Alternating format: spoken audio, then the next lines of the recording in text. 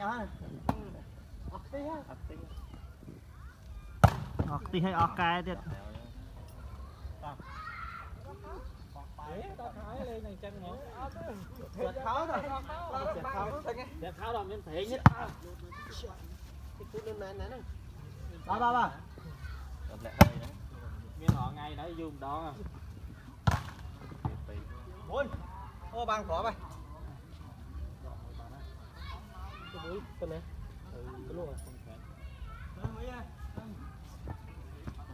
chăm làm lo nói với đó đây bây giờ trong thang lo này mấy nhỉ còn một khang này này ba nghe tao mang đi rồi đó tao nè rồi tình nguyện đó nè